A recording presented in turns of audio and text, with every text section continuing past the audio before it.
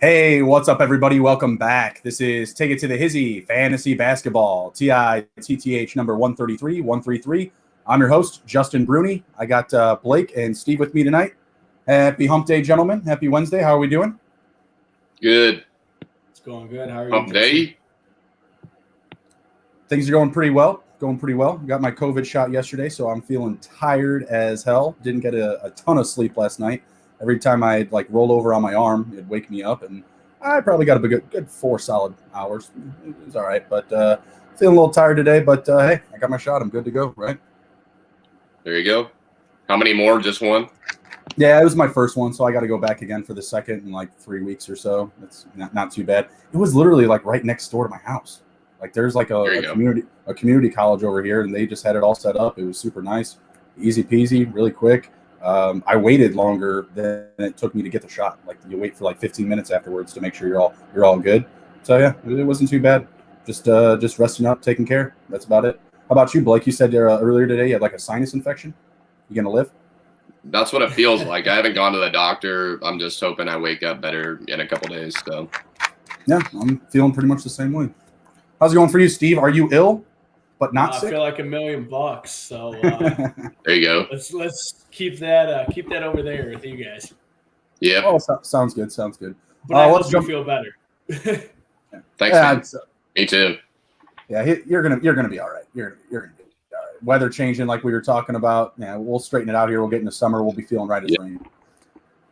How's the fantasy basketball playoffs looking, guys? Steve and I are going head to head here. Steve's got a big lead after I had a lot of players off last night. How are you looking, Blake? Are you on a bye week? I got a bye. You're on a bye. Anything interesting happening on your bye? I play the winner before you. Between you guys, I think. Son of a bitch! I want no part of that. Yeah, I was gonna say this might be the only one I make. I win, and then I might be out unless I catch some luck. You never know. Yeah, I haven't beat Blake all year. Blake's been smashing the league. Pretty much put up a big wall at first and second place for me to just sit at. I just sat looking up at this second place wall all season long at third place. And I seriously, the top 3 didn't move. Since when? When was the last time the top 3 moved, So I've just been sitting up, looking up at this wall, OG Wananobi, or whatever your name was, all right, well, this is where I'm, aligned to. I'm playing 6th seed, and I'm going to lose to Blake in the second round. I hope something happens. You never know. Injuries happen, daily. I have Donovan Mitchell on that team. So, I mean, it can flip over real quick on you. But I also have Jordan Clarkson and Royce O'Neal. So it's sort of like I had backup, but it sucks at the same time because Jordan Clarkson has just been going bananas coming off the bench. I mean, 6th man of the year, right? Oh, absolutely. You agree? Mm-hmm. Yeah, we're going to get into some player awards later, but I think he's clearly our 6th man of the year, all 3 of us.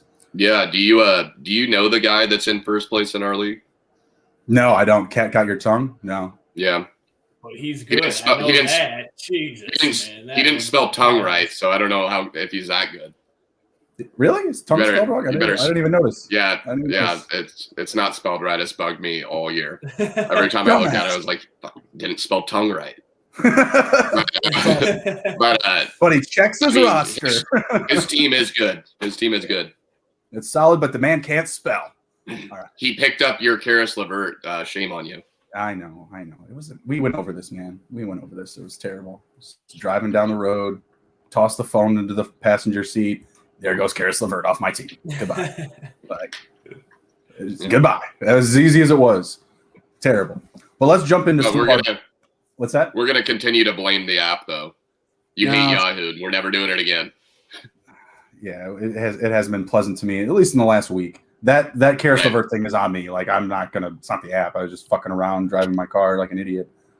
But let's jump into some of our best bets for tonight. We got a lot of games to go through here. We're actually not going to do the early line from these games that have started. We'll just jump into them into the live outro to end the show. Yep. So my first bet up for the night, I've got the Suns winning and Devin Booker over 35.5 total points, rebounds, and assists. I mean, I really like the Suns tonight. The 76ers are missing Ben Simmons, Tobias Harris, Seth Curry. I feel like they should be winning right now. They're actually down by 5. 76ers really giving it to them and beat off to a hot start. So hopefully my pick can, start to take off a little bit here, Oh, there's a nice little roller for Phoenix. Hey, there you go. That'll help out. So we'll see if we can get ourselves corrected here. But right now I'm playing behind the ball. How about you guys? Best bet for tonight. You said you have Phoenix taking that game since, you have a lot of people out for Philly. Is that your reasoning? Yeah. Is that what you're looking at? Did you take the money line or did you take that spread? Nope, took the money line. Okay. And did you parlay that with something or did you just hammer that? I would like to have put it with the Devin Booker prop, but I got the Devin Booker prop first and then bet that second. So I like both of them equally, just as well, but I did not parlay them together.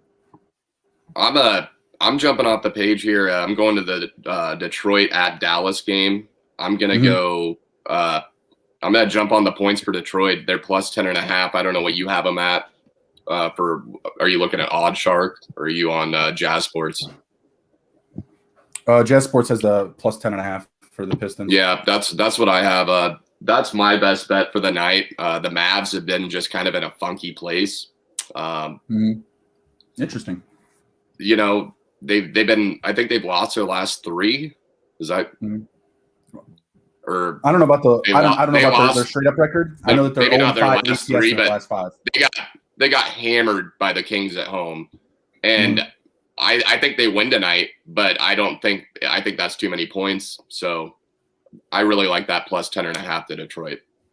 Yeah, like I said, Dallas 0-5 ATS in their last 5. So I think there's a good amount of value there. Good amount of value. I love that. All right, cool. What about you, Steve?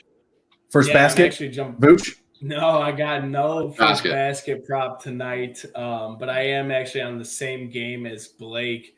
Sadiq Bey, I got him at 12.5 points. I took the over. Oh, love that. He's just been raining from 3 lately. He's had a game of 6. He hasn't went over since damn near the beginning of April. So I really like him there. I'm actually staying in the same game, and I'm going over 13.5 for Josh Jackson. So I like that. I like that. I don't necessarily love having 2 props in the same game, but I think those numbers are just way too low. I think if you're going to do it, I think you should parlay that. I wish I could. Unfortunately, on DraftKings, I haven't got the same game parlays yet. That's a shame. I would totally parlay that. FanDuel, so. Yeah. Phoenix up 3. Cameron Payne. What's your reason for that?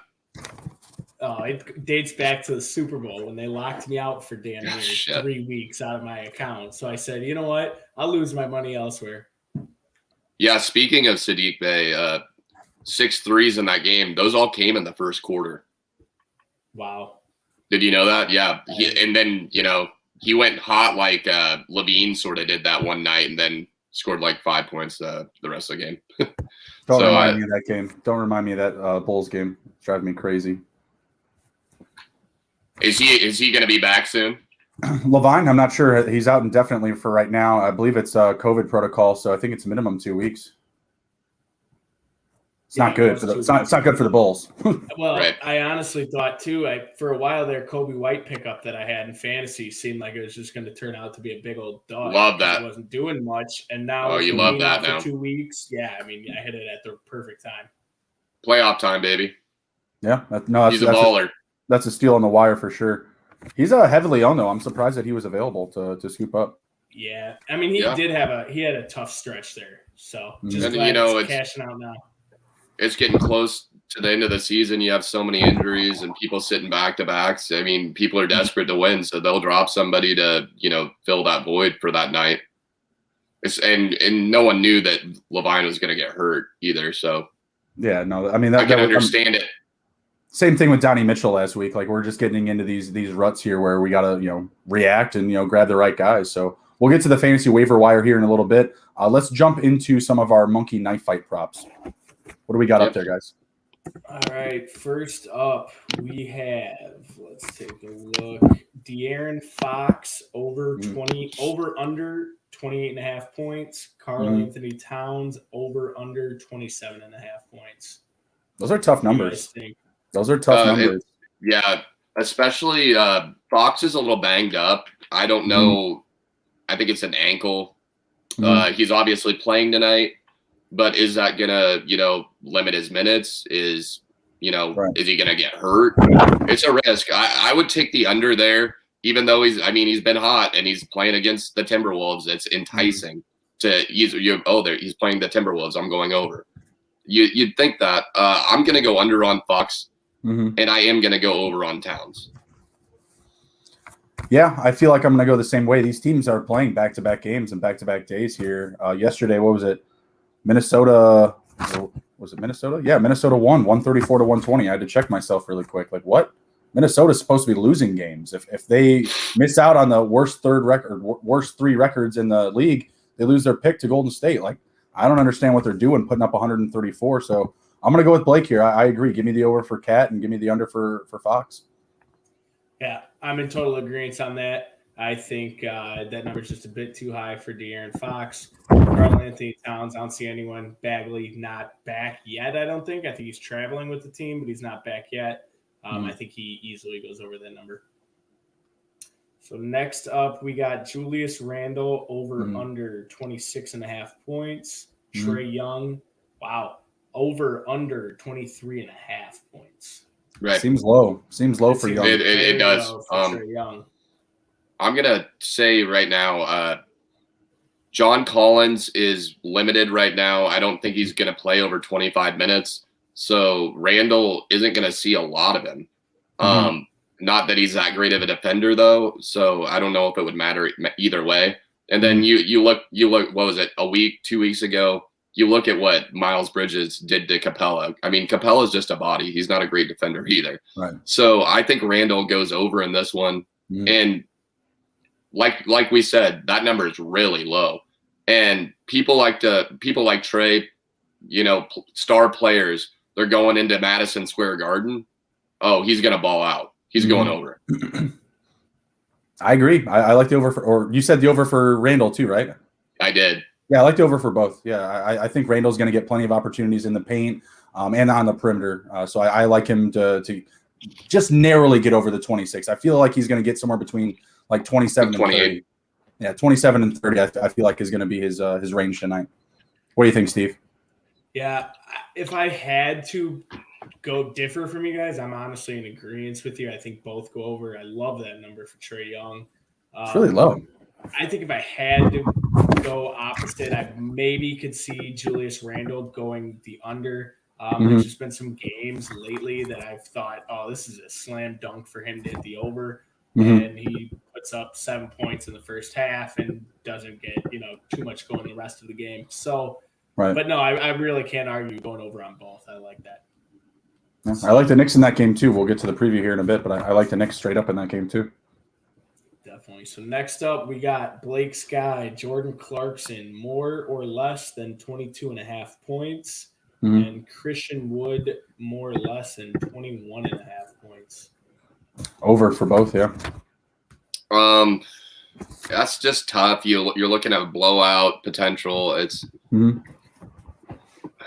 I want to say over for Clarkson. I do. I'm gonna do it because you have to. At this point, you got no Donovan Mitchell. Christian Wood, he's going back and forth. I'm looking at game stats from him, and I'm honestly going to go under on it because I think that he's going to be going up against Rudy Gobert and one of the best defense. I mean, was he back-to-back defensive player of the year at one point? I'm going to go under on Wood. I like the over on both. I just like the garbage time availability. Sorry, go ahead, Steve. No, I agree with Blake on that. I think looking at Christian Wood's numbers, he does hit that over a decent amount, but I just think he's got a tough matchup this game. You're saying garbage time. Yeah, he definitely does have that potential with the Jazz being that much better than Houston.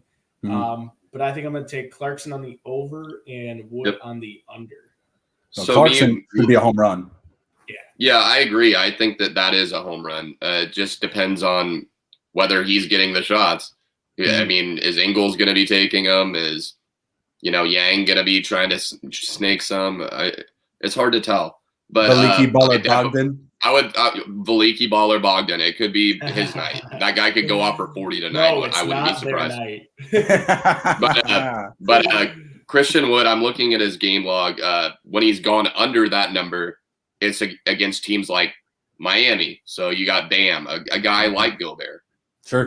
You got Denver, Jokic. You got Porter. I mean, guys that defend well.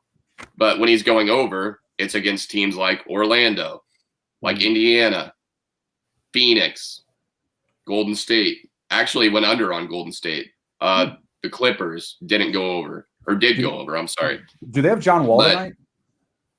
I would assume so. Yes, he was a game time decision, and then he was ruled healthy, so he is in. He is plugged in my starting lineup. I was thinking he wasn't going to play, but I'm still going to stick with it. I'm going to say Wood hits it. Maybe we'll come back to this one here in a bit, but I just don't know who's going to get it done for Houston. I mean, they really don't have that many options. Yeah, you're not wrong about that. Yeah, Daniel House is out too. Brown's out too. Jason Tate. Yeah, Kevin Porter Jr. is out too. Kevin Porter is out. House. Is there any Danny House plays today? No, he's out. I haven't seen him at the top of our waiver wire for quite some time after seeing him there for weeks on end. Right.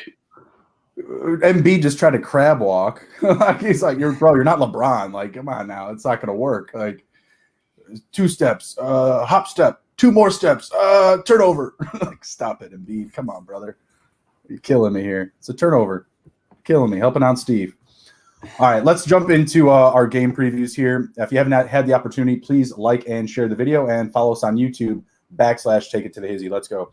All right, first game up here, I believe we've got Atlanta and New York. Atlanta traveling to New York. I know it in my head, but where's the line? Let's see here. -1.5 for the Hawks. Road favorites. +1.5 for the Knicks at home. +100 on the money line for the Knicks, who I'm taking on the money line, and I've got a total of 219.5. The Knicks have actually been going to the over. A team that plays really good defense, but they're 4-1 in their last 5 to hit the over. They're typically getting a pretty low number, but I still like the under tonight. What is it? Atlanta 4-1 in their last 5 to the under. So I think there's going to be a good amount of defense, despite our props that we had already discussed in Trey and Randle. So I like the Knicks and the under here. What do you guys think? Yeah, the Knicks. Yeah, the Knicks have just been playing great basketball right now. I totally agree with that, especially at Madison Square. Yeah, I'm going Knicks there. Money line, that's a great pick. Over under, I'm not. I'm just going to stay away from it. Fair. What do you think, Steve? I think I would definitely trend towards the under. The Knicks, like you said, they play great defense. I just don't think the Hawks necessarily. They don't do anything for me. They don't move the needle at all. I like the money line pick. Actually, I think what's the point of taking the 1.5? Taking money line, lose the juice. Oh yeah, you get that plus option. Devin Booker missing free throws. This is great. I love when I put props on Devin Booker. That dude never misses free throws, bro. I know. It was a technical too. It's like, bro, there's no one even around doing the clap. There's less pressure. Come on, man. Let's go. Joel Embiid getting technical. Stop it, bro. What did I tell you? But yeah, the Knicks 10-0 ATS in their last 10. The Hawks have been good too. 8-2 straight up in their last 10. 8-2 ATS in their last 10. The Knicks are just playing really good basketball right now. They've played great defense all year long. They're one of the heaviest favorites to hit the under. So I'm just going to ride with the trends here. Give me the Knicks. I mean, yeah, you could get that point, that 1 point. Hey, 1 point, it matters, man. I had the Clippers last night. They barely got it. They barely got the win for me, and they were struggling all game. So I could be in a situation where, I'm kicking myself for not taking that 1.5, but I do love the value at +100. But I feel like the books, they could be onto something. They'd be pushing me to that +100. But I feel good about it. I feel good. Yeah. I cashed. It feels like a smash play.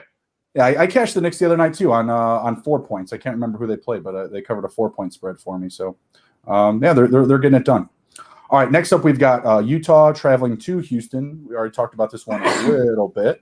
Where are we at here? Jazz come in at 10.5 favorites. You guys, that was the Detroit. You were taking the 10. So Jazz 10.5 favorites. Over is 225. Jazz minus 725 on the money line. Obviously, we're saying they're going to win the game. Are you guys laying the points total? What do you feel here? Absolutely.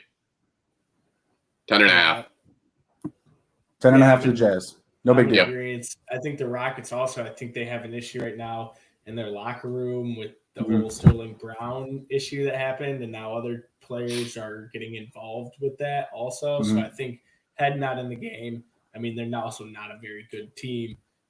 So I definitely think that the Jazz run away with this. Yeah, defensive side, the Jazz has. I mean, I just don't see the Rockets finding a rhythm or anything that works consistently. I could see this being big blowout.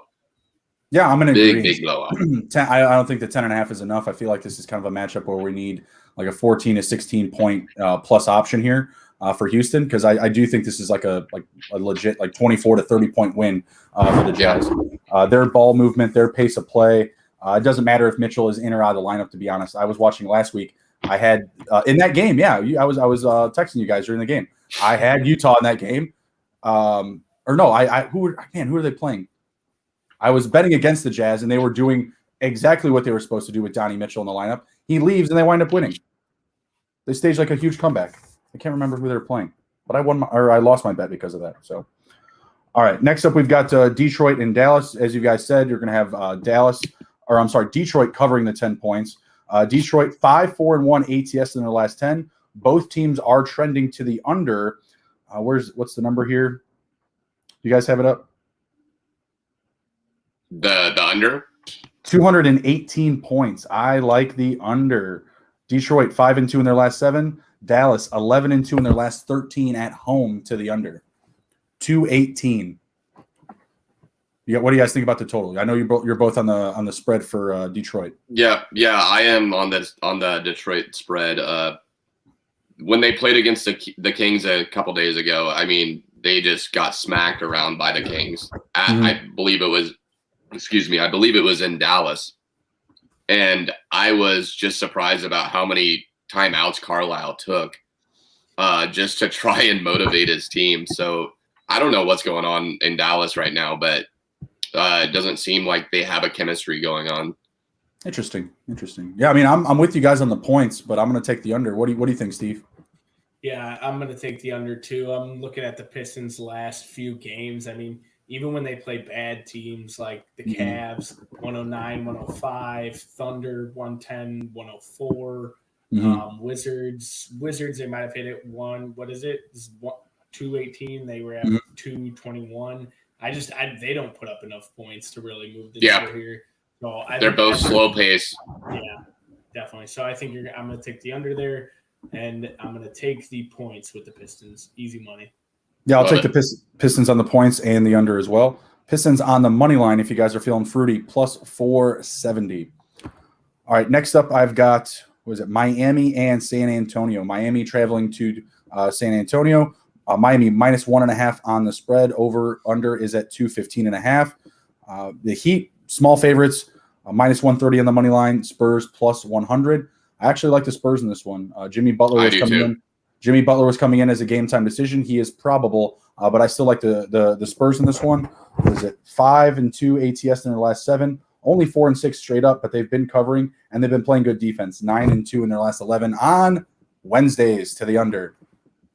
Give me the Spurs. They like Wednesdays, apparently. Yeah.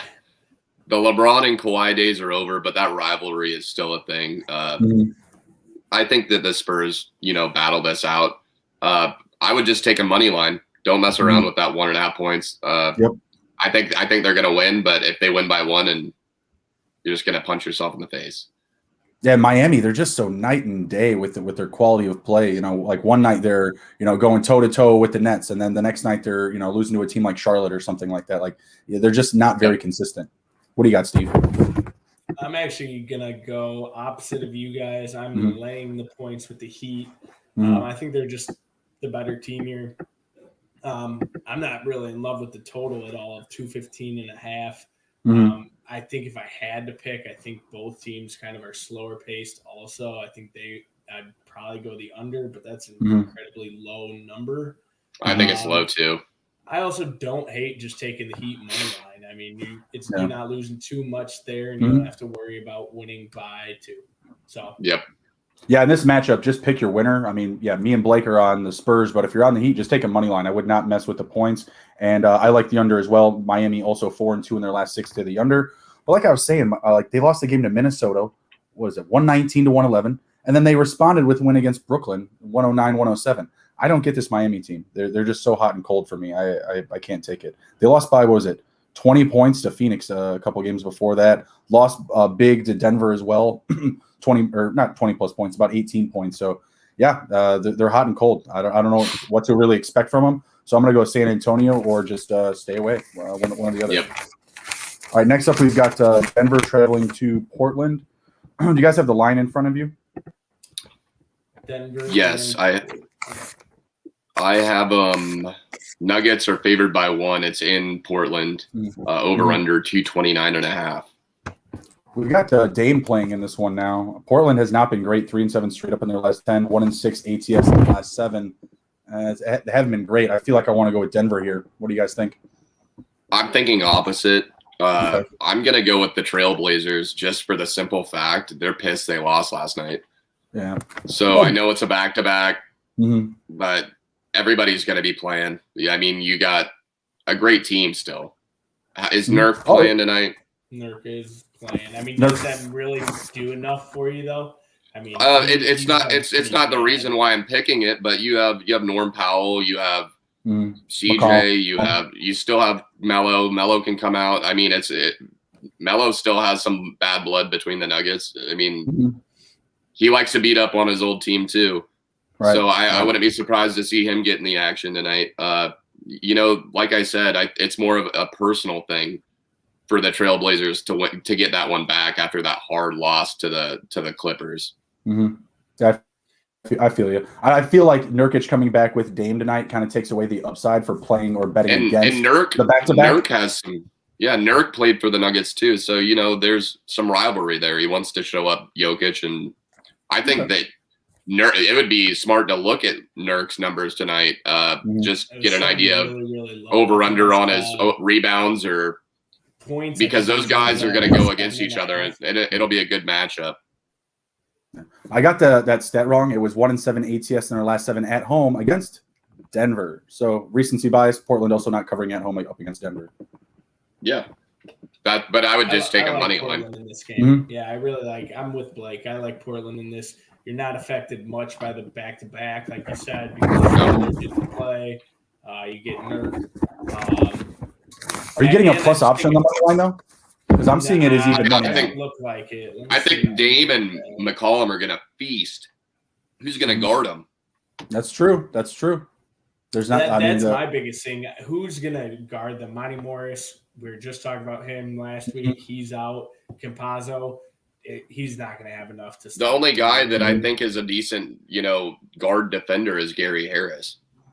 But Will Barton isn't really Will Barton's not a big defender, but he's long. He's not a scrappy. He's scrappy. Yeah, exactly. He's long. He's got the body of a defender. Sorry, I'm just getting caught up in this ball movement here by Phoenix. We need a 3. Thank you. Appreciate you. Like a Kevin Martin, or like Kevin Martin, like a Jordan Clarkson or something, or not Jordan Clarkson. What is his name?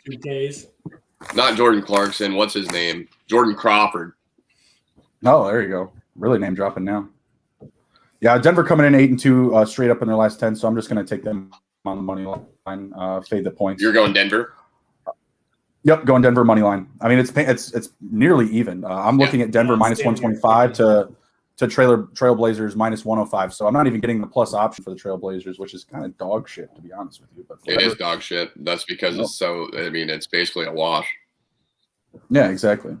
All right, next up, I've got Memphis traveling to the Clippers. -3 favorites for the Grizzlies coming into this one. Total is at 224.5.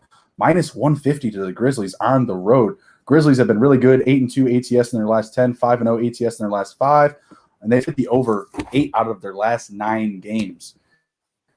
Clippers won it for me last night, but they're playing back-to-back. I think I like the Grizzlies to cover here. I think I would rather wait for the game to start and just for them to be behind and let the number flip. If I can get the Grizzlies at any point at like +3, +5 in this game live, that's the bet to make. I don't love them coming in at -3, but I bet it. But yeah, exactly. But their play, just wait for the number to flip, so you just get that value. Yeah. So like Clippers are good, but they haven't been great. I mean, they're going to get back Kawhi tonight, I believe, but they're playing in a back-to-back. So I don't think he's it's hard playing. for me to, he's not? I don't think so. Wow. That's what I was reading earlier. What is with this guy? I don't think Paul George is playing. I think everybody's pretty much sitting tonight. I don't think Rondo's take the 3. Take the 3 points then. Yeah, I think you almost have to run away with it. I thought Kawhi was going to be Kawhi is out at least. Kawhi is out at least the next 3 games. George, Kawhi, Rondo, and Reggie Jackson all out.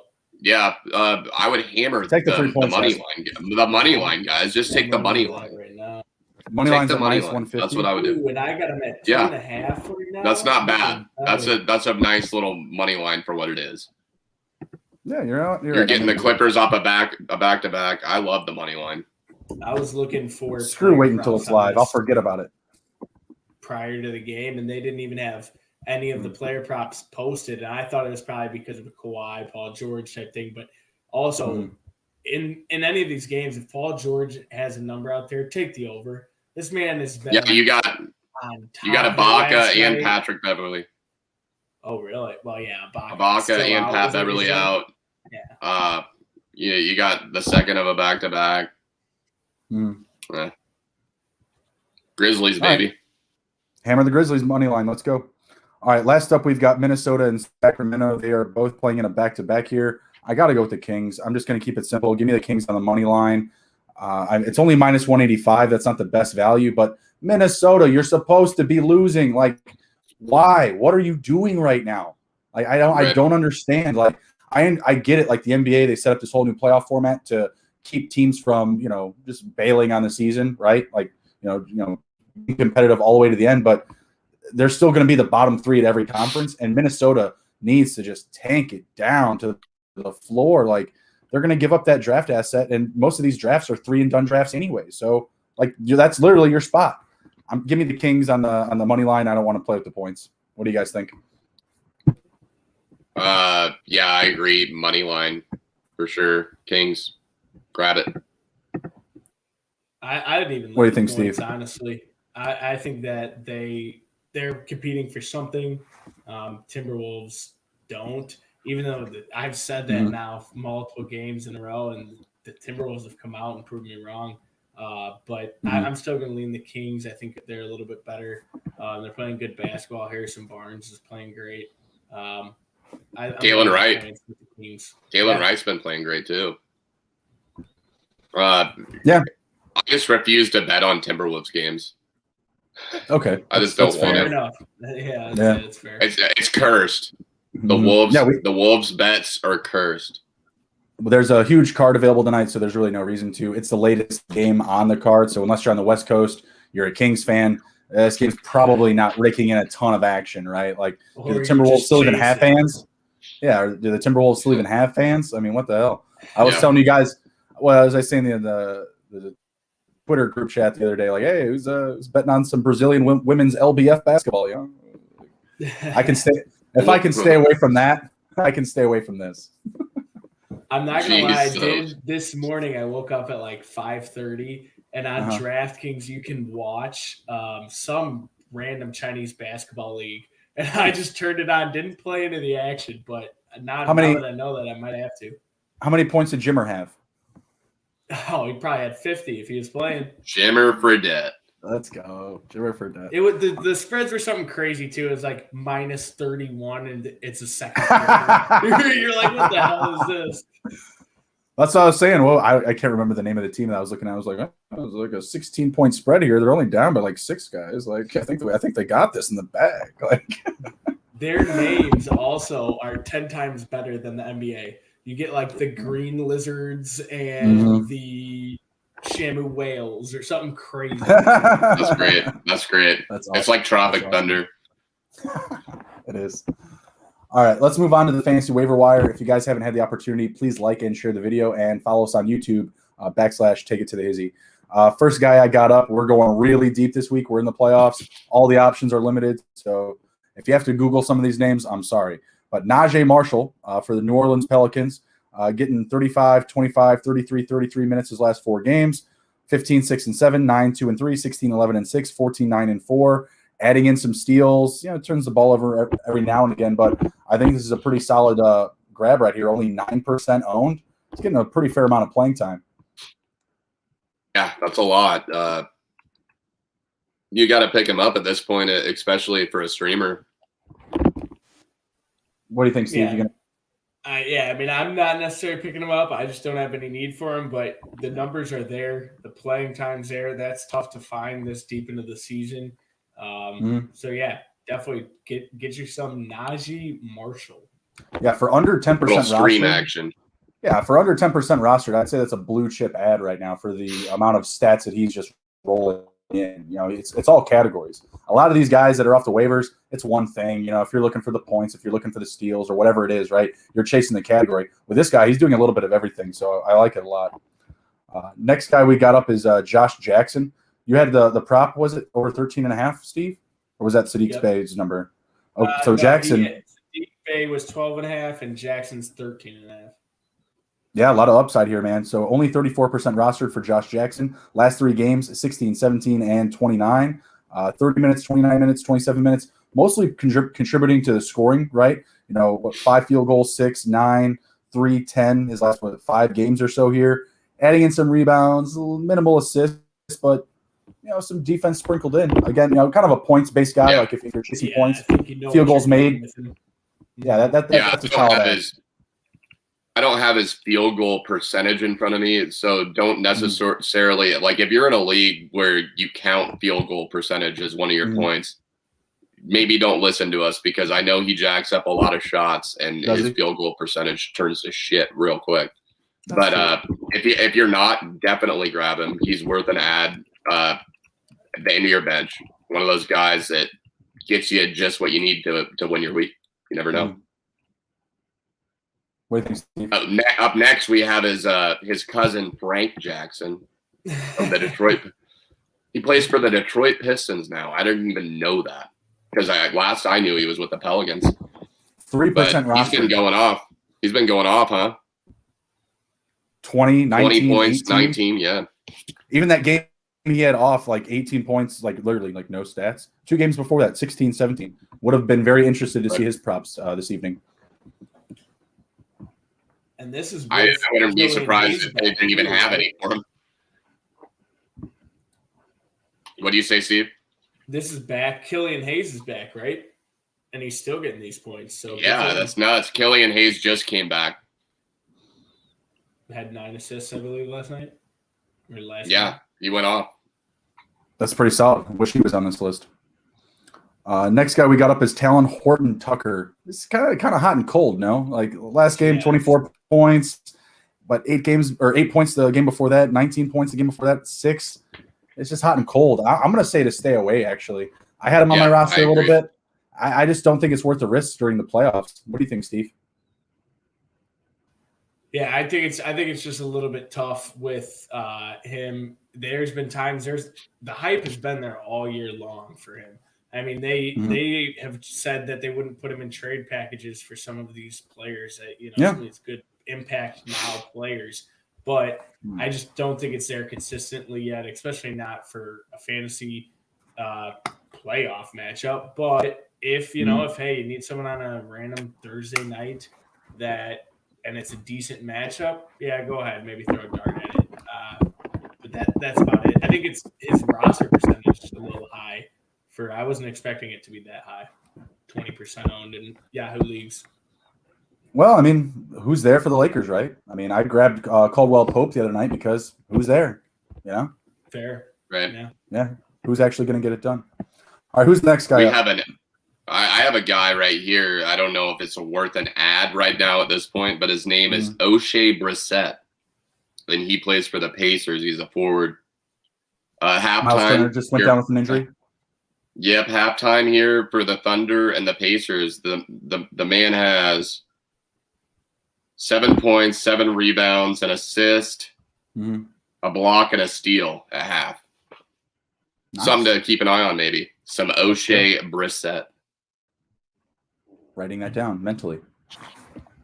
Yep. All right, who's the next guy up? Up next, Drew. No namer. Drew Steve's man, Eubanks. Well, tell us about some Eubanks there, Steve. Well, according to his Wikipedia page, no, I really don't have much on this guy. But who are you? Hey, what's your favorite color, Drew? Keldon Johnson. He said he works so hard. So right there, run to the waiver, add him. I'll let Justin give his insight there. 9-13-1, 13-13-2, 15-4-1, 6-6-1, 10-10-1. Those are my insights. he's got numbers. I run to the numbers. Well, judging from his picture, he hasn't seen the sun in a while. He is definitely always on the court, putting in the work, dude. So it looks like it. He had 5 turnovers in his last game, so tread lightly if you're thin on the turnovers if it's tight. But other than that, well, actually, he didn't have like a turnover for like 5 games before that. So just making up the average, apparently. Just a guy that's getting minutes. I mean, doing a lot, like 16 minutes, 9-13-1. That's solid for 16 minutes. Yeah. 28 minutes. You want a double-double? 13-13. Like, what? Okay. Yeah.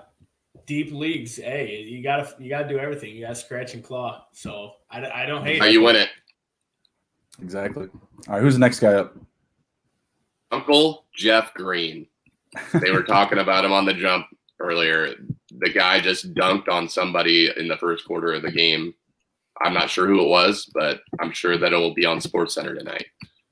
It looked pretty nasty. I did not see it. But, I mean, how many times have we seen this man dunk on people over the years? The guy's, like, honestly, Gerald Green, similar. Gerald Green. But, yeah. You can jump out of the gym. It looked like he almost had a triple-double there in his last game, guys. I might need eyeglasses to see this, but 15, 9, and Christ, 6. That's really good. Yeah. 8-2-1-1. The last games before that aren't really, wonderful. I mean, it's not eye-opening. Not my favorite ad, but if you see KD out, Harden's out for God knows when, probably until after the first round of the playoffs at this point. I don't know what's wrong with him, but you got no Harden. KD's always in and out. I think he's a good stream. Retired. In certain situations, I think he's a good stream. Yeah, absolutely. Blake Griffin sucks. LaMarcus Aldridge retired. KD's always hurt. Like, what else do you want? He's the guy there. Yeah. DeAndre Jordan sucks. Like, maybe he's hurt. I don't know. I don't know if you guys saw this. It was either today or last night. I saw that LaMelo's cast came off and he's cleared for full court. Yeah, I saw that. They were talking about him potentially coming back yesterday, actually. I was glad that he didn't. Yeah. Because I was that was the game. I took the Knicks over Charlotte. They got him on the points. So, yeah, I was happy that he didn't. So is he still in the running for that Rookie of the Year spot? Or yeah, he will be. He will be. I mean, that's. Yeah, I mean, I almost feel like has it locked up. Yeah, he will. We'll get to that. On that too. Yeah, we'll get to that in a minute. Next one up we've got is Anthony Melton. First game back in a while, 25, 8, 6, and 4. Only 22% roster. This guy's going to get a ton of playing time coming back. Mm-hmm. You got to own him. Like, I mean, 6 3-pointers made in his first game back. Yeah, I mean, you have to own him. Obviously, the numbers haven't been there to back him. Maybe he has like an off game his next one, but he still has to be owned. 22%, kind of ridiculous to be honest with you. Just people stealing him. Who's the next guy up? I think you have this guy. My wife got him. My wife got him and dropped Aaron Gordon for him. I don't know if that's an even swap. When I saw it, I got the what do you call it? I got the notification coming across, and I did not know Aaron Gordon's numbers were so pedestrian. They're just garbage. They're just kind of like even 10-10. I know not even worth it right now to the waiver wire to try and add him, Justin. I got my claim already in. So everybody's trying to get him now. That's funny. I was actually just checking the claim number. Well, enjoy that because I already have a claim in for him too. 2.6 rebounds, guys. Hey, we don't know that. It's a trap. It's gonna flip. It's gonna change course, Blake. I'm gonna tell you, it's a trap. I'm gonna tell you Landry right now. Shamet. I love Landry Shamet as long as Harden's out. Go and get him if he's available. Grab him. He's a free 30-minute point guard that plays both ends of the ball. Now the steals aren't always there, and it's not showing up on paper, but the guy is a good defender. Can obviously score. He gets you 3-pointers. So I mean, he's not going to do a lot anywhere else, but he's going to help you in the points category and the 3-point category for sure. Right. All right, cool. We got a couple left here. We'll just skim through them because I think they're kind of high percentage owns, or at least Isaiah Stewart is. He's 61% owned, but he has been on an absolute tear. I can't believe 16, 19 and 12, 15 and 21. Yeah, I mean it's pretty high. That's my. He's the new Christian Wood in Detroit, huh? I guess so. Yeah, really young cat too. Isn't he still in his? He's as young as LaMelo, isn't he, or something like that? He's young. He got drafted this year. So did Tillman. Yeah. I mean, they're very similar players. And I love that they're right next to each other and they're rookies. Yeah, and the next guy up, Xavier Tillman, 18 and 14, 15, 2 and 2. They're literally the same guy. Yeah, it's working. Valanciunas, I think, is out tonight for Memphis. Is that right? I'm not sure. So, yes. That's a yes. He's out. Check. Let me double check, but I believe he is out. Yes. Yeah, I believe he should be. So yeah, Tillman getting some more upside this evening. Fire him up. He's 9% owned in comparison to Isaiah Stewart, who's like 60% owned. That's a big difference. All right, let's jump into some of the player award conversations. If you haven't had the opportunity, please be sure to like and share the video and follow us on YouTube /Take to Hizzy. Let's go. So first up, we've got the MVP award. Let's jump into it. Jokic is the favorite. Behind him, you've got Embiid, Curry, Giannis, James Harden, who hasn't played in I don't know how long, Damian Lillard, LeBron James still, who hasn't played in I don't know how long, and Luka Doncic here. Last week, we went over it a little bit. I'm going to be sticking with Jokic here. They've still been playing well without Murray, and I feel like that's going to just add more fire to the argument for him over Embiid, who has just missed more time. What do you guys think? I agree. If I'm gonna take a stab at somebody, it's definitely Curry, but I agree with you on Jokic. Okay. What do you think, Steve? But anyone else? Go ahead. Go ahead, Steve. I really love for the value you're getting Curry at there. Do I think he necessarily wins it? No, but betting you do have to look at value. You're going to at plus 1,000, so there is value there, and he's really the only one on this list that I think has a shot at it. So, I mean, maybe throw a little small something on him. Yeah, you never know. I mean, you could basically cover your bet with Jokic. You could put, a 50 on Jokic. You at least get some of your money back. Put a 50 on Curry. Nice little payday if it hits. Well, what if you did like a Jokic and a LaMelo Ball Rookie of the Year, or Jokic, LaMelo Ball, Jordan Clarkson? Oh, you're thinking about parlaying it now, huh? Oh yeah, we're close enough to we're getting down to it. Like, so I'm not as worried as I would be like December. The only thing that worries me with LaMelo at this point, does he re-injure his wrist? I wouldn't want to parlay LaMelo Ball with that personally. If you just looking at the competition, who would take him down though? You think it's just a lock? I think it's a lock. Yeah. Well, I really drop a G on it then. Like, it's not Doge. I just don't think. Well, Doge isn't impressing me. I got in too late, and it just keeps going down now. It's a long game. It is. I'm not even gonna look at it, bros. Like I said, let's look at it in 5 years, and we'll probably be laughing at people. I hope so. I hope that's exactly the case. Like you had said, we'll be throwing football. We'll be throwing footballs to each other's yachts, hopefully. Well, we'll see. Yeah, catch to your yacht. Catch. Stop. I like LaMelo Ball Rookie of the Year. I mean, you're looking at Anthony Edwards, Tyrese Halliburton. Emmanuel quickly has entered the conversation at plus 6,600. I mean, who's going to take him down? I mean, that's the argument right now is who else Edwards put together. Is the only one, in my opinion. That team, as bad as it is, are we just going to go off his numbers? That's what worries you. Yeah, if LaMelo comes back and they just start winning and they make the playoffs, I mean, it's obvious. It's LaMelo Ball. Yeah, they're already in the playoffs. They'd have to do a lot to get out of the playoff conversation. So yeah, I'm taking LaMelo Ball. I like parlaying that with Jokic. I think that's. And why is that so low? Why doesn't everybody just go to the books and put 100 G's on LaMelo Ball Rookie of the Year? I don't know. Do people put 100 G's on? Well, I'm just saying. Like, okay, like say you have $5,000, why not just put it all on LaMelo? I mean, I could. I don't have that, but yeah. I mean, I don't know why everybody is. A loan from the bank. I don't fucking know. If you're that fucking confident. Yeah. Excuse me. I understand this. You know, this rate. It's a good investment. Trust me. Yeah. Call up your mom. Be like, I need that money now. Well, realistically, like all these awards have heavy hitters for favorites. So most improved player of the year. Next up, Julius Randle, minus 500. You guys see any value for the guys behind him? Jeremy Grant, plus 325. Christian Wood, plus 1,200. Michael Porter Jr. Zion Williamson, plus 2,500. Just bringing that big name. I feel like it's got to be Randle, minus 500. Yeah, I think he's been everyone's been beating that drum that he's going to win it now for some time. I think rightfully so. He's a heavy favorite. There was a while there where Jeremy Grant seemed like he could, he's flirting with it. Christian Wood also, injuries kind of hurt him. Zion, I'm kind of surprised to see him up there, but I guess he has had quite the climb this year. Yeah, it's true. Steve, what happened? It's dark. I know. Yeah, I got to turn on a light. I was like, what the hell happened? There was like sunshine over there a minute ago. I look on the screen. It's like dark as hell. Like he's in a cave.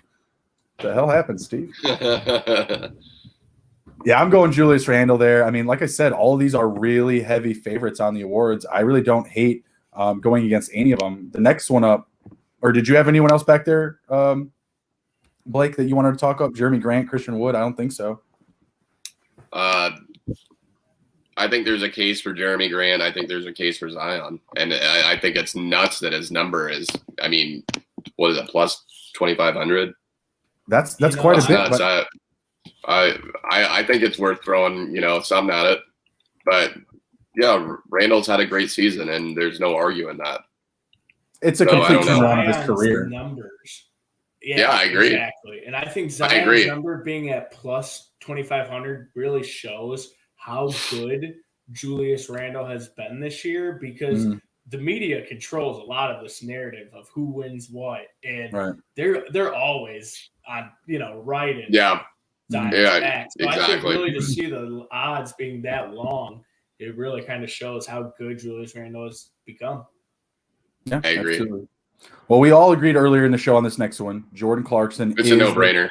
Is the sixth man of the year. We really don't even need to talk up any of these other guys. Like Shaq Milton was a friendly name to start the year for sixth man of the year. Not so much anymore. Honestly, he's the only other name on the list that I would have considered the entire season.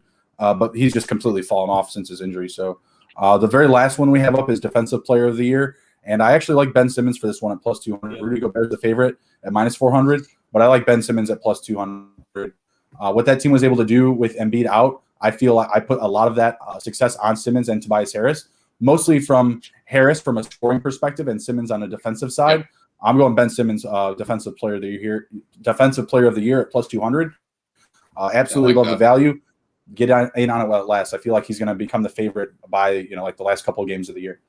What do you think, Steve? Yeah, I'm in complete agreement. I actually really like that at plus 200 too. It's always tough to beat Rudy Gobert, who's obviously won this award plenty of times. But I think it was a quote from Ben Simmons last week, and he said it best. When KD was supposed to be in the game, and they played the Nets, Ben Simmons drew the assignment to guard KD. Then KD was a scratch, and he moved down to guard Kyrie Irving. Who else in the league can do that? No one on this list can do that. And I think that really goes and shows maybe a Giannis could here and there, but he would still struggle going against like a Kyrie. So I think it really shows how good Ben Simmons is all around, physicality, everything like that. Go grab him at a plus number. Yeah. Yeah, I love it at the plus 200. He's been great this year. And I feel like that team is just rolling right now. Like, you got an MVP candidate in Embiid. You got Simmons there. You got shooters. Like, I really like them. I guess we'll just jump into it right now, into the finals conversation. Right now, to win the Eastern Conference, 76ers are plus 375. Bucks are in second at plus 350, and the Nets are at minus 110. I am not touching the Nets at minus anything, plus anything right now with all the question marks around KD and Harden. I just can't do it. Yeah. I love the 76ers to come out of the East, plus 375. Anybody else that you guys are like? I really like the Sixers. I've been beating that drum since some of these first episodes that we've had on here. I really thought the Sixers could go a long way. And yeah, I mean, no one else. I'm not crazy about anyone. Bucks, we know that they tend to lose it in the Eastern Conference Finals. So I agree that lay off the Nets for now. Maybe that number moves even so you get a plus number with the Nets. I still wouldn't touch it. I'm just too concerned that one of them is going to get hurt along the way. That's fair. I think though, if one of them gets hurt, they're still fine, personally. But teach their own. To clear the finals, to come out of the East. I mean, we're talking about James Harden being in the MVP talk, and Kevin Durant is like his second. We're still Harden just had a setback to his injury. Like, I agree. If let's say they get to the playoffs with just two of them, just any two of the three, do they clear the finals? They're going to the finals, clear the East. I think they could. I mean, I wouldn't be if it's Kyrie and someone else. I'm not loving it just because. I mean, the man has what is it? It was a tweet that said he's got the most personal days off in the entire America. So who knows where he'll be at mentally and if he'll even be there physically in the game. But yeah, I think you got to bet value. And if you could get them at a plus number, because what if that we're just predicting an injury, if an injury doesn't happen, you just got a plus number for a weak East. Yeah, no, I know what you mean.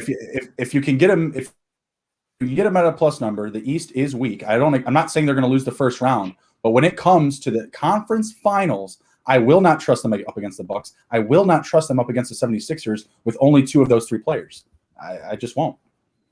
I'm not saying they'll make it to 6 games. To the top of the East, though, with only two of the players. We just said the East sucks, though. Like you know what I mean? Like the East is three. It's a double-edged East is 3 and done. You're trying to play here, then. I mean, like if it's a 3 and done. It's 3 and done. It's the Nets, it's the Bucks, it's the 76ers. Would you pick any other team to win the Eastern Conference other than those 3 teams? The Nets, the 76ers, and who? The Bucks. Are you going to pick anyone? No. Those 3. No. Other than them, are you going to pick anyone else to win the East? Anyone else? No, you're not, because it's a 3 and done conference. Now, what I'm saying is that the Nets, they have a very easy path to the finals. You guys will be able to cash a lot of tickets on their playoff wins, on their series wins, until the conference finals. Until the Eastern Conference Finals, the Nets are going to be nothing but profit. I cannot argue with. But when they get to that Eastern Conference Finals and they're staring or looking down the barrel at the Bucks or the 76ers, whichever it might potentially be, it's not going to be friendly, especially if they only have 2 of those players. We need to rewind the tape and then talk about who the Sixers have playing tonight. I mean, they got their only player right now is Joel Embiid. So, I mean, injuries are they're down by 1 to them. And they're down by 1 to the Suns.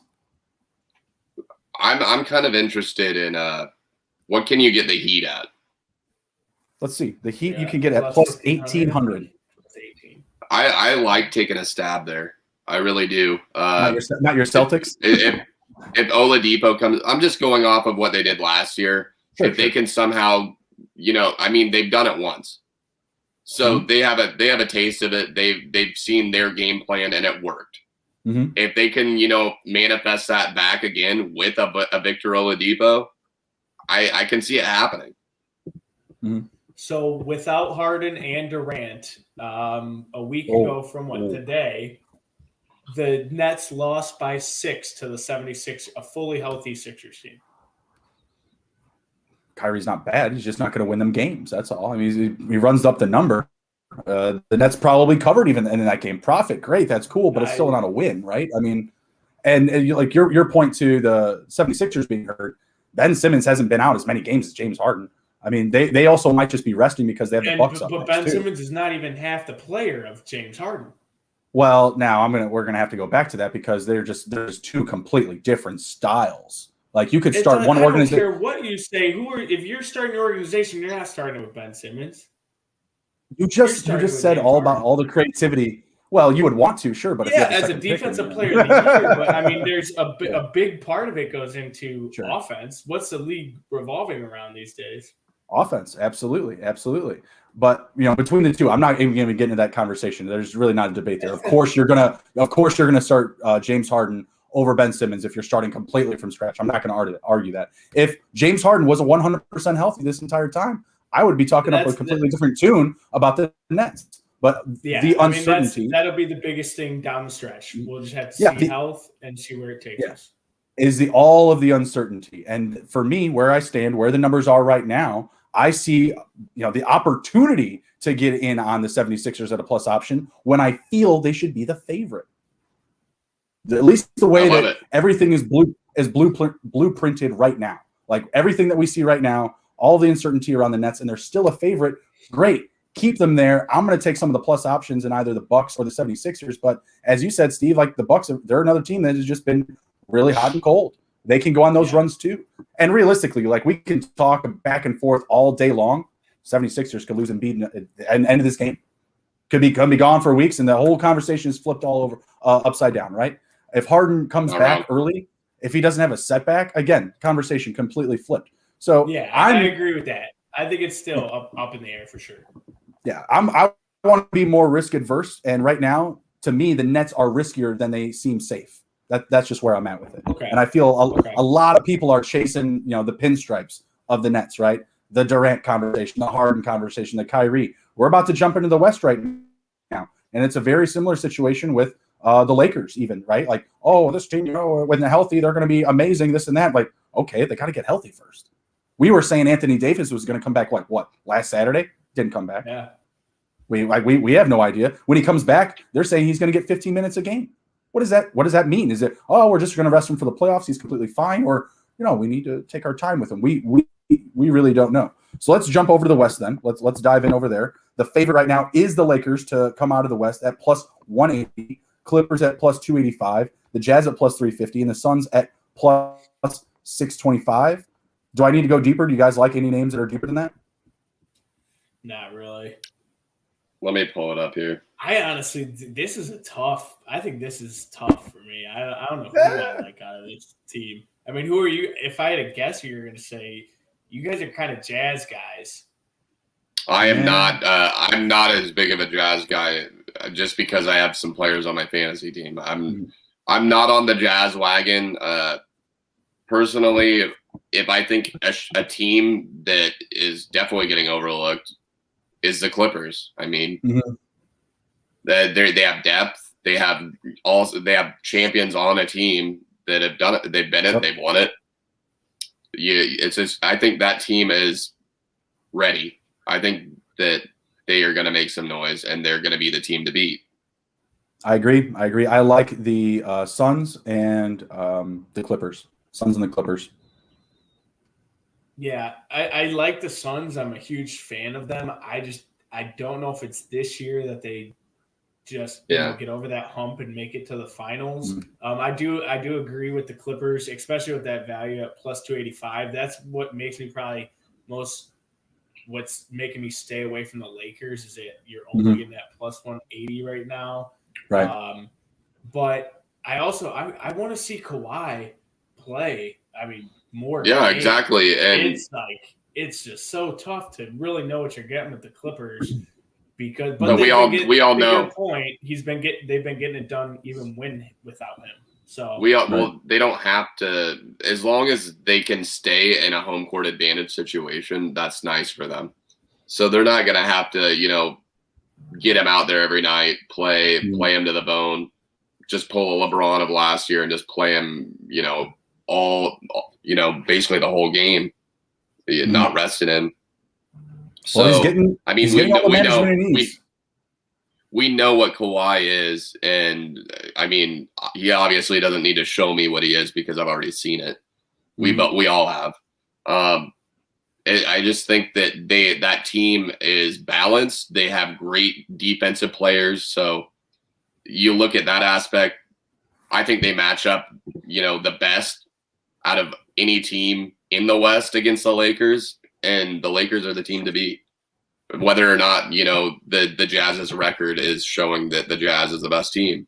But I'm going with the Clippers, guys. I'd love to see their bigs just get a little bit healthier going down the stretch here. I mean, when you have DeMarcus Cousins coming off as your third center, you got Zubats and Ibaka. Incredibly efficient. Yeah, absolutely. I like the Clippers. They're really deep. What concerns me about them is the same thing that concerns me about the Nets, and that's just injuries. Paul George, Kawhi, they've both exchanged injuries all year. Load management, does that actually equate to the playoff success that it's supposed to? I just don't know. That's why I like the Suns. They're just a very chippy defensive team. They can score points in bunches. They shoot a fair amount of three-pointers. They're not the Utah Jazz by any means, but they got Chris Paul at the helm, and that's just been a huge, huge change in their team culture and just the way that they play basketball. So I'm all over them. I think they're 41-16 right now, hopefully going for 42-16. I think their path to the finals may be a little bit more friendly. Obviously, the Jazz, they'll be looking good coming against like whoever comes out of those 8, 9, 10 seeds and like Memphis, Golden State, San Antonio, because we're obviously taking 10 seeds to the playoffs this year. But I could see them get spoiled by even a team like like the Lakers at 5. Like I feel like we're going to see Lakers Jazz potentially in the second round. Yeah, that's crazy. I mean, what do you guys think about that? It's very possible. So what do we think about that? Like Utah, Lakers not playing with home court advantage in that second round. I mean, they need those guys back, and that's another reason why I'm not going to be on the Lakers, because they could run into a situation like where they're taking on one of those big hitters in the second round and they're missing home court. Exactly. Yeah. And that matters, especially. Yeah, the 5 seed is favorited to win the finals at plus 180 right now. Like what? That's the LeBron factor. And Embiid is on his back. And the Clippers could very well overtake the Jazz for that first place spot. So they're only two games back. No, they have 4 more losses than the Jazz and 2 less wins. I don't know about that. It's even if they have more wins, they would. I don't know how that works. How does this work? So do they need to have the Lakers? The Lakers are 8 games back. Clippers are 3 games back. Nuggets are 5.5 games. That's what I'm saying. Yeah. So 3 games back. What do you guys think about the Clippers Nuggets still without the? Okay. No, I mean, like I said, I love the Clippers. Yeah, we'll get to that in a second. I love the Clippers, but like I said, it's just so inconsistent with what we get from George and Kawhi as far as availability goes. It's just very hard. George and Kawhi, though, you have to you have to imagine like what their conversations are like, because they're like the most bipolar weird guys. For those two to be together, I bet it's just like silence all the time. What'd you say? What'd you say? No, I didn't say anything, man. I was gonna say, what do you guys still think about Denver's chances? They're the first team off the top 4 at plus 1,400. Do we believe enough in Jokic? They're off the map. They're off the map for me, man. Yeah, they're really not deep at guard after Murray. I mean, I know that we were talking up, Monty Morris, Facundo Campazzo, Will Barton, over the past week or so. But who else? I haven't really seen any of them. I haven't really seen any of them do anything that great. Will Barton did okay in his last game. I think he had over 20 points, but it's just not going to be enough for me. And I feel like Jokic could get a lot of usage, but it won't be enough. Was that a double overtime game, though, too? Yeah, sure was. So, I mean, it took him two extra overtimes to get to 20 points. I'm not impressed. Jamal Murray would have 60. That's true. He had 2 50-point games last year. They're off the map. They're off the radar. They're done. Their season's over, in my opinion. What do you think, Steve? I think they might be a little bit of a storyline going into the playoffs. A lot of people rooting for them, similar to last year. But even with Jamal Murray last year, and he was having great games, to your point, that I just don't think they're going to have enough juice. I don't think the Aaron Gordon pickup is that enough to get him over the hump. No. I think it would have been with Murray. I really do. West. Yeah, I think that's fair, especially with Jokic playing the best basketball of his life. 100%. I think they could have made a run against a lot of these top teams. Yeah, absolutely. I mean, when you think about like running the pick and roll with Jamal Murray and Jokic, like that's beautiful. You got two great shooters that can pop off of that. Jokic can take it to the paint. He can roll to the corner, take a jump shot. Murray can hit it from anywhere on the floor. Like it was a great, great system. But Facundo, Monty, it's just not the same thing. Like that's just a whole aspect of your offense that you're just not going to have available to you anymore. So I don't like them to make a run out of the conference. I think they might be able to make some noise, maybe get out of the first round. What do you guys think about teams like the Mavericks or the Trailblazers? Trailblazers, the Lakers to 7 games last year. Is this a team that could get like really hot and maybe make a run to the Western Finals? I think the Trailblazers, absolutely. Will they do it? I don't think so. But that team never has had like a leadership role. Dame will take over a game, but or CJ will take over a game, but there's I just don't see that camaraderie, that championship teamwork. I just don't see it. Okay. Don't have the ball movement of the Jazz, huh? The extra passes. I do think of all these teams, though, they have been in the past couple of years, they've gotten the closest. They've gotten to a couple Western Conference Finals. And I think if they can get hot at the right time, they got some of the best guard play in the whole league in just McCollum and Dame Lillard, which goes a long way. Now, do you think who would you rather have right now, Norman Powell or Gary Trent Jr. if you were them? Norman Powell, just for fit. Probably Norman Powell. Norman Powell. You can play him at the 3. Yeah.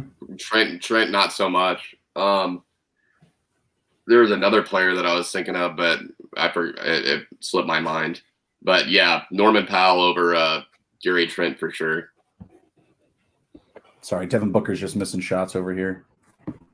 Powell's just inconsistent. Yeah, or not Powell. Trent Jr. is inconsistent. Powell has just been off the map when he was playing with Toronto before he got traded. I mean, he was averaging over 23, 24 points a game, and he's still almost doing that with a lot more mouths to feed in Portland, which is awesome. So, I mean, that might be that piece that comes in and fills that void and takes a little bit off the shoulders of CJ and Dame. And, and that's huge. That is where that teamwork mentality comes into factor, and it matters. Yeah, absolutely. No, I agree with you. Like comparing them to like the other teams in the in the West as far as like like ball movement. I don't know about the leadership. I can't speak to that. Not in the locker room. I know about Dame time though. I know about all that. And when it comes down to the playoffs, I know that he's going to be there for him. So at plus 3,500 to win the West, I don't love it, but I'd be interested to see what their odds would be to make it to the Western Finals. That might be a prop I'd be getting into, but definitely not to win the West. All right, let's put a bow on this here with the NBA championship, 2021 NBA champion. We're looking at the Nets at plus 225, Lakers at plus 340, Clippers at plus 600, Jazz at plus 800, Bucks at plus 900, 76ers at plus 900, and the Suns at plus 1,200. I kind of showed my hand on this one. I'm going with the Suns. I love the value. They're at the top of their conference. I still feel, like I said before, the Nets are getting overvalued. The Lakers are getting overvalued. I do really like the Clippers at plus 600, but if I'm right there, toe-to-toe, Clippers and Suns, why wouldn't I go for the option that's giving me double the value at plus 1,200, right? Well, maybe not right. You don't have to agree, but what do you guys think? Right. I think there's a different thing when it gets to the playoffs where people like Paul George, Kawhi, they matter a little bit more than some of these role players. Mikal Bridges for the Suns. So that's what I'm thinking. But to your point, I mean, I guess to make your point, also last year in the playoffs, Paul George was terrible. So if you're getting double the value, And I'm going to sound like a hypocrite here, but I also think I like the 76ers at plus 900. I mean, that's great value for a team. To win the whole thing. Mm-hmm. It is good value. Honestly, it's just so good value. Ask yourself this. Ask yourself this. Say that they're playing the Clippers in the finals. Are you happy with that? Do you think that they can beat the Clippers in a 7-game series? I'm not. But they're going to have an easier chance to make it to the finals than say the Suns, who are going to have. Exactly. That is a great point. But at the end of the day, it's a catch-22. And I mean, shit. If I get the Sixers in the finals against the Clippers, I'm hedging my bet all day, and I'm like, cash. There you go. Yeah, good call. If I pick any of them, of these lines. Well, if there's a team that's going to catch the Jazz in the West, it is the Suns. $1,000,000,000%. The only reason I wouldn't take the Suns, the only thing that would be holding me back is the Western Conference Finals, because that's practically the finals. I mean, literally, the team that you're going to be going against is going to be just as good as the team you're going to see in the finals, and that's what keeps me scared. But not at plus 1,200, not for a championship winner right now. Mm-hmm. I said, I like 1 seed or 2 seed right now, I guess. Mm-hmm.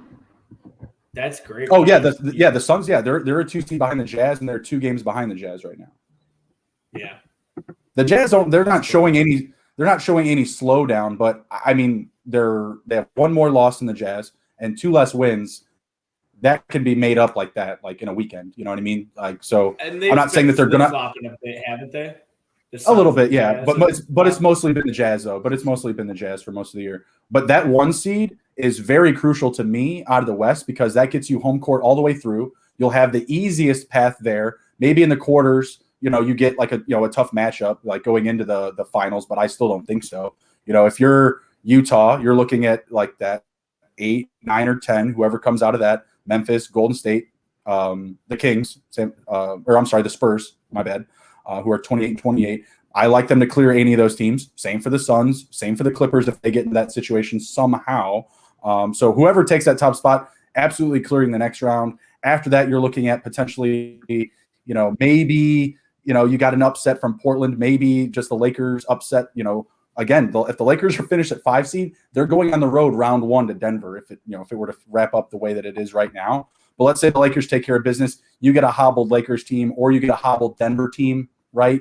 Either way, I think you're going to be fine, and then you're in against whoever else makes it. Maybe it's the Clippers. That's going to be tough work for whoever it is, whether it's Utah, the Suns. I mean, I think we both like those teams the way that they've played this year long.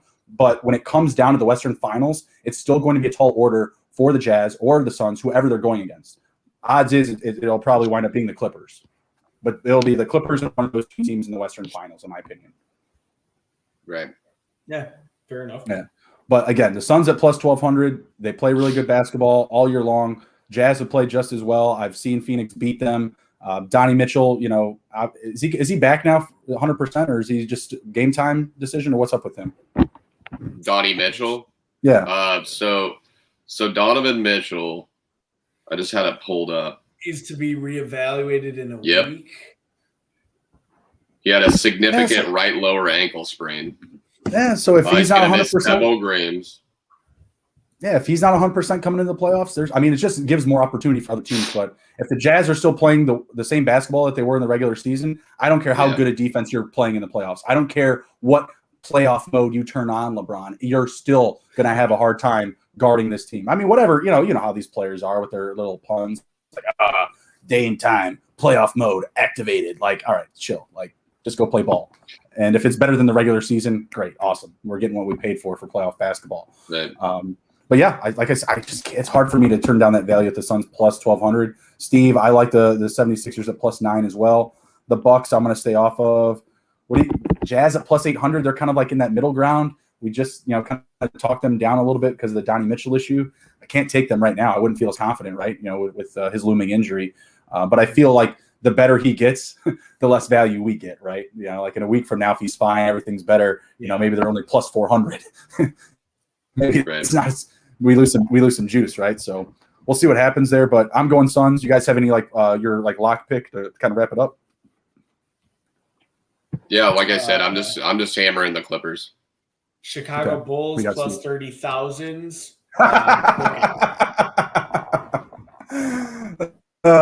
We got better chance of making the first bucket props. What about what's the Hornets at? Oh, come on now. Just for fun. I just want to see it like plus $1 million. They're at plus 20,000. Plus 20,000, better than the Bulls. So better than the Bulls. All right, let's jump into some of the live betting, and then we will kick it here. It's loading right now for me.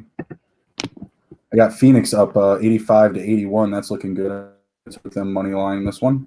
All right, so we've got the Cavaliers over the Bulls 108-83. Not looking good. The Bulls right now getting plus 20.5 on the spread. My God, over under is at 226.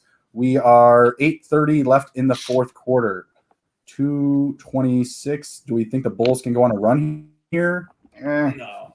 We're done. This is me off because on Saturday I took the Cavaliers plus the points and the Bulls won by 10, and now they're getting blown out this game. That would have been an easy one to bet. Damn it. I was sniffing the Cavs, but I just couldn't take it. There's a lot of close games tonight, and I just wanted to stay away from this one. But I am taking the live under right now of 226.5. I'm taking that under. I just bet it. Yeah. I like that. I like that. I like that a lot. Bulls will probably put in the reserves. 12 first quarter points. That's embarrassing. Yeah, I'm probably not hitting my Vucevic prop here. Let's move on to the next one. There's really not a ton of value left in that game. Next up, I've got the Warriors over the Wizards, 88-84. We've got a minute left in the third quarter. Right now, the Warriors are 3.5 on the spread with a 4-point lead. Over-under is at 239. I like the under for that too. Do I like that?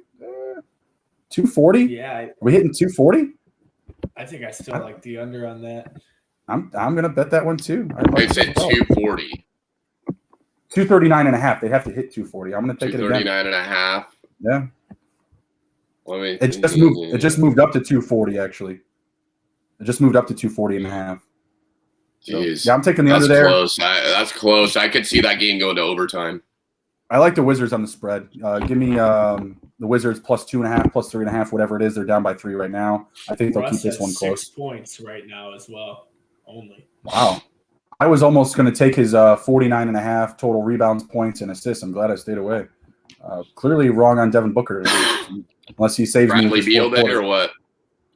Bradley Beal has 26 and 2. I mean, Russ is still getting it done. 9 assists, 14 rebounds. Just not in the points. They're getting it from who the hell's scoring so much? Neto's going off, huh? And Daniel Gafford. Surprise there, right? What's Denny doing? Denny Avdija. He has got 6 points, 3 rebounds in 14 minutes, so he's not getting the. Yeah, I don't think he's been playing over like 23 minutes. Yeah, his number for points, rebounds, and assists was at 12.5. It was really low, but I stayed away. I was just curious. All right, next up, we've got the Thunder trailing the Pacers only by 3. Right now, OKC plus 5.5 on the spread. Over-under is at 236 with a total of 207 points, left with 5:30 left in the fourth quarter. Sniffing another under here? Are these numbers just too high? What was this number at? 235.5 for a 207 total with 5:24 left in the fourth quarter. Ooh. Yeah, 235.5. I think I like that under as well. Yeah, I agree. Totally going under there.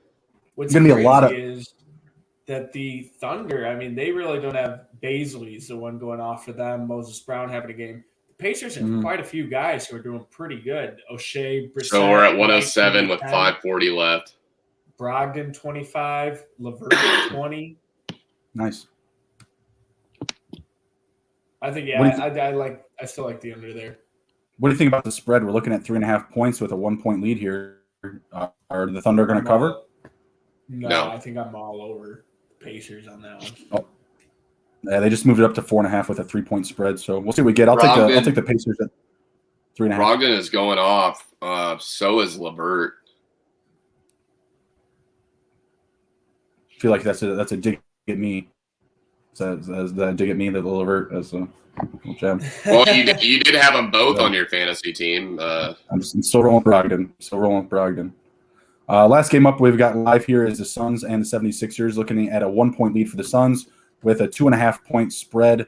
76ers getting that plus 2.5. Over-unders at 215. I told Blake before we started the show when this game started that I like the under. So I'm going to stick to that under 215 as well. Both teams are playing good defense and they're keeping it close. So I'm going to go under 216 now. It is 216. Yeah, I agree. What do you guys think? There. I agree with the under there. I'd lay the points if I was. I'm on the Suns here. Yeah, I'm going to go over. Ooh, the offense is coming. Hopefully, it's from Devin Booker. I'd be okay with that. I'd be just fine if he just explodes in the fourth quarter for a bunch of points. That would be super duper. I'm going to go the over, and I'm going to say that the Phoenix Suns win this one. I'll take the spread. 3 points. Give them to me. Dang. It's a close one. I don't know about the spread. Is that what it is? Is that what I have? Is that what I have? 3 points for Phoenix? Yeah, 3 points, and they have a 2-point lead right now with a possession. I like that. Let's see. Devin Booker he's got 21 total points, rebounds, and assists. So, yeah, it would have to be a huge fourth quarter. I don't know what he's shooting. I don't have his percentage pulled up. Get some overtime. Yeah, there you go. Oh, there we go. Money line win, prop win. I wouldn't hate that, but I don't like that. I hate watching overtime. I wouldn't hate that, but stressful. I don't like that. Yeah, I don't like watching overtime basketball. It's very, very stressful when you're gambling. Yeah. Yep. It's not a favorite of mine. For some reason, over and every time that happens. Yeah, exactly. He's shooting 30% from the field this game. Whenever, oh my God, what's the make and miss? Let me see if can we get that real quick. I do not. I'm not able to get that. But he's plus minus is a -1 right now. Dev, brah. Come on now, that's not cool. I'm not appreciative of that. I'm so mad at you. I'm so mad at you for dropping Levert. It was an accident, man. All right. Well, I know. I'm mad at your phone. No, it's not the phone either. It's still me, but it was an accident that I made. I'm mad at your car seat. How are Steve still with the 7-2 lead here? Not great. Ran away with steals, running away with blocks. Man, I really needed to drop to fourth place. Why did I not drop to fourth place? It's driving me nuts. Yeah, what's so crazy is though, you and me had just played. What was that? 2 weeks ago, I think it was, and I didn't squeak it out until like Sunday, the last Sunday game, even, and it was a 5-4 matchup. So it was really split down the middle. Well, you won that one, right? Yeah, 5-4. And then the first time I think you washed me. Oh, I smacked you, yeah. But this last one, the one that you won, I don't know if you knew this, but we actually, going into Monday, it said we tied. It was a stat correction. Yes, I saw that too, and I was wondering how that was. Also, I was like, how did I not tie a single category all year long? Only team to do not tie anyone. And it was I tied twice this year. Me too. I had 2 4-4. I had 2 4-4 games. It was one with you and one with one of them was against me, I think. No, one was against your wife. Yeah, I was like, what the hell? I tied with you. I think who'd I tie with then? Not me. You beat me every time. Yeah, you cleared me every time. I was just always taking care of the garbage in the league, like people not paying attention while I'm over here just making move after move after move after move. Like I was able to clean up every easy victory. I didn't beat Blake at all. I think I may have beat the first place team once, but he beat me in the last one. Even though I was kind of trying. I think I beat Blake one time, and it was a 5-4 game at the very beginning of the year. Yep, you beat me at the beginning of the year. Mm-hmm. But that's how it was all at the beginning of the year. Just real close ones, just trading them back and forth with people. Steve, you've made 69 moves on the waiver wire. Justin, you've done 76. Yasmin has done 41. And I also have done 41. Christina's done 27. On the wire. My wife was the first team out. Yeah, she wasn't happy about it, but she was excited she got a bye in the consolation. So She fought till the last week. Honestly, if I hadn't drawn a matchup against, I don't know who I had last week, but it was one of the bottom half of teams. She fought till the very end. I told you guys last week. She's like, "Why the fuck is Gerald still trying?" She's going up against like the 9th place team in 7th place, and she's like, "Why is this guy even like doing anything? Like, I should be winning this week." I was like, "You probably should be, but that's how it goes, you know." Like, I wanted to lose last week. Didn't matter. Like it didn't matter. Like, I was like, because I was like, man, like, if I'm going to lose to the Jacobs, I'll lose to Christina in the first round. That's fine, because I'm not going to beat Blake in the second. I won't. It won't happen. So if I'm going out in the first, I'll lose to Christina. Tom has only made 5 moves. Yeah, you know, Tom, I think he got a little upset with that trade that he did, and that was kind of it. Like, he was like, I'm out of here. He's like, this didn't work out, so I'll see y'all later. And some of those teams, they just had good players. They just didn't need to add everybody all the time. Like Blake, you barely had to add people. Like, you just had a great draft. That's what I was shocked that you only had 41 moves in comparison to my like 69, and I scraped to be a 6 seed. And you pretty much walked away with a 1 or 2 seed all year with 41 moves. I mean, great drafting by you for sure. Yeah, it worked out. Oh, yeah, absolutely. You definitely had the best draft for sure. The Jordan Clarkson is just the cherry on top of all of it. Yeah, my last pick. I think I got Terry Rozier in like 12, and he's just been a gem. Yeah, everybody was chasing that upside. I think I got Joel Embiid in the second pick, so that was a home run for me, like MVP candidate. Only thing that I hate, I wish I would have taken Jokic over Anthony Davis. Imagine what my team would be like if that happened. That would suck for everybody. But I feel like 10 times out of 10, you probably would have never made that move. No, I wouldn't have. Hindsight's 20/20.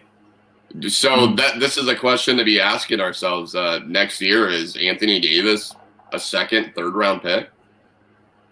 Maybe, yeah. I mean, the production for some of these players this year is going to propel them into that conversation for the first round. I don't think that Anthony Davis is going to be your first overall pick next year. It'll probably be oh, hell no. It might be Jokic or Embiid, to be honest with you. Embiid has done quite a bit this year, like the 3-point shooting. Curry's not going to leave the conversation. Yeah, but I don't. How far does Luka fall? I mean, most people would say still top 10 going into it. You know, he was going to be. Well, like in fantasy though, for like your draft play, like would you still take Luka number 1 overall? That was your take coming into the year. At all. Yeah, I would hate that pick. I would love to have Luka at 1. Does that change? Of course, it always changes. But I would be very happy if I had Luka with my number 1 overall pick. What is he at right now? He's got to still be a top 20 player. He's always number 1 in usage, and that's like for fantasy. Yeah, I mean, he's not going anywhere. His injuries are usually minor. Right now, I mean, you got to keep Curry there, and I'm interested to see if Klay Thompson comes back next year. You got to think that helps. Yep. It doesn't hurt Curry at all. Where are you going to be looking to get Klay next year? Second round, third round? How far does he fall coming back? I don't think you want to take him until like the 7th or 8th. It's just too risky to be given away. It's not going to happen. Well, exactly. I'm not saying it is going to happen, but I just can't risk picking him. There's other players that do what he does. Mm-hmm. So yeah, then you're just on the stay away. That you're just like, hey, cool that you're back, but stay the fuck away from me, guys. It's like a Kristaps Porzingis situation. People drafted him, and look at what it. I mean, we definitely want to chase. Go ahead. Sorry. You just want to chase upside on players that have opportunity, and it's their turn. You gotta gamble instead of chasing that name on the back of the jersey. He's getting old. We definitely got to do like a year rewind at the end of this. And then also obviously previewing next year, but looking back at it and seeing just how either off we were or what were some of our biggest home runs for sure. Right.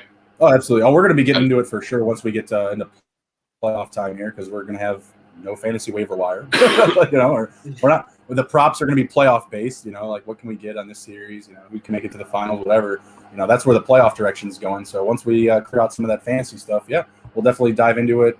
What we got right, what we got wrong this year, and of course, talking up next year. We're going to kick it out of this episode here. Do you guys have anything to close it down? Stay hot. I'm just excited for the playoffs. I'm interested to see who makes it out on top this year in our league.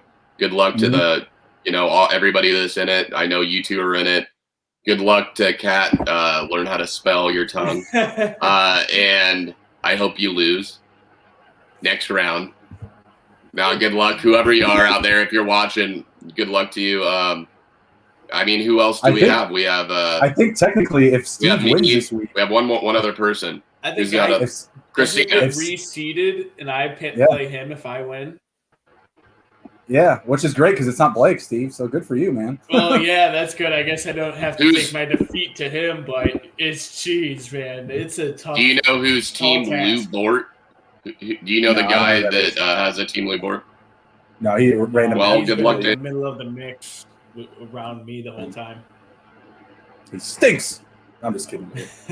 I think Lou is that weird guy, Isaac, that just would not stop talking. It's just like, can we do this? Can we do this? Can we have midway through the season? He's like, can we have too? Maybe we should do a little fantasy draft for some playoff basketball. I can look into it. See, maybe somehow figure something out. I don't think Yahoo has anything for it, but maybe we could figure something out. I've done that before with fantasy football, where you get to pick players for each week, or you can pick a player. Like fantasy football, yeah. Yeah, you were in that before with me a couple of years ago, right? Yeah, when we did that. Yeah, we can only pick one player per week. The fantasy Taz draft fantasy there. Taz. Missed them. Missed the old crew. All right, let's head out. Everybody have a good night. Take care. Be well. Be good. If you can't be good at it. We'll see you.